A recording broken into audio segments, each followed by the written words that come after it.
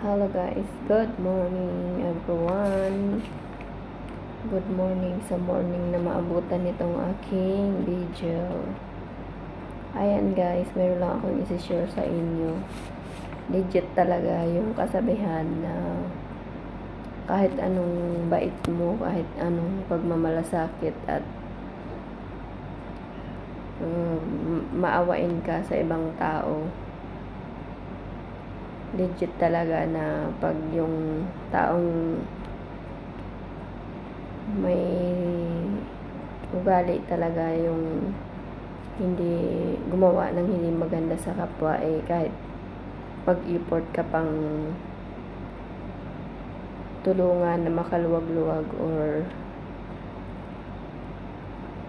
ano ba tawag dyan, yung bigyan mo siya ng kaunting chance ba na makaluwag kahit papaano, igagawan ka pa rin ng hindi maganda. Kagaya na lang sa nangyari sa akin guys.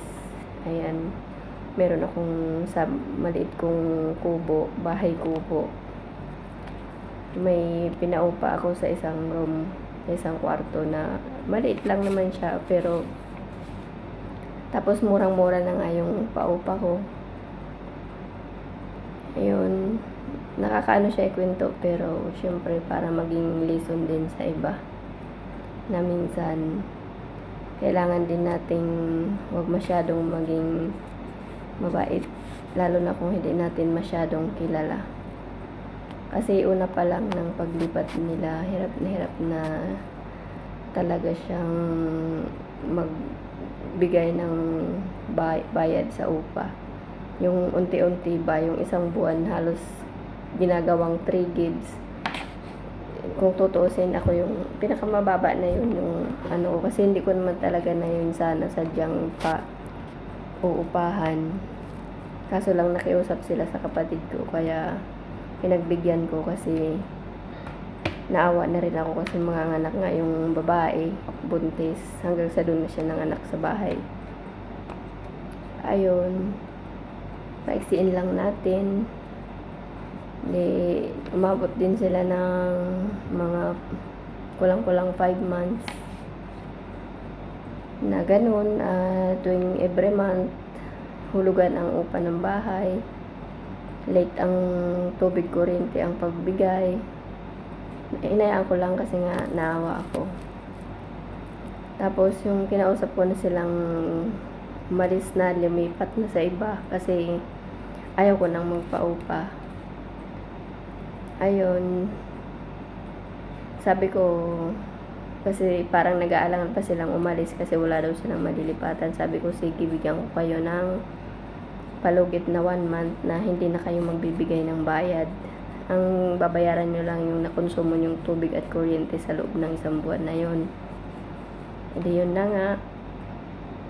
Hindi naman nila ineksaktong isang buwan, pero ilang days na lang umalis na sila nang hindi man lang nagsabi na alis na sila, tapos nagdala pa ng mga gamit doon. Malit lang yun na bagay, pero yung mga dinala nila, pero syempre mahalaga din yun sa akin kasi binili ko yun eh. Ayun, hindi ko na lang sabihin kung ano yung mga yun, pero yun nga, ginawan ko sila ng mabuti, pero yun ang sinukli sa akin. Yung okay lang naman sa akin yung kahit nga hiningi sana nila yun sa akin ibibigay ko yun. Pero yung umalis na hindi nang paalam tapos nagdala ng gamit, yun ang hindi parang nakakaano magtiwala.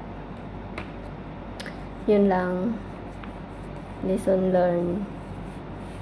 Huwag masyadong mabait sa hindi natin masyadong kilala. Kasi ayan yung nangyayari.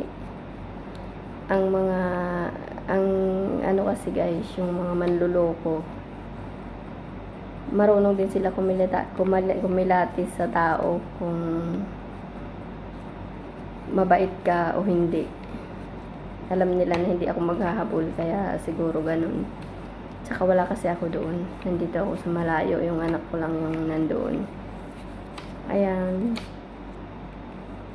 At least, umalis na sila. Wala na akong sakit ng ulo. Yun lang. At, pagpe-pray ko pa rin sila na sana hindi sila makahanap ng yung masusungit na paupahan. Na baka mura sila sa ginawa nila kung gagawin nila yun sa iba. Sa akin, paubaya ko na lang yung kay Lord. Siya nang bahala sa kanila. Ayan. Ang masakit kasi doon, may anak silang maliit. So, maliit pa lang yung anak nila, ganun na yung ginagawa nila. Nakakaawa yung bata na ganun ang kakagisnan niyang magulang. Ayan, sana magbago sila. Yun lang, good morning.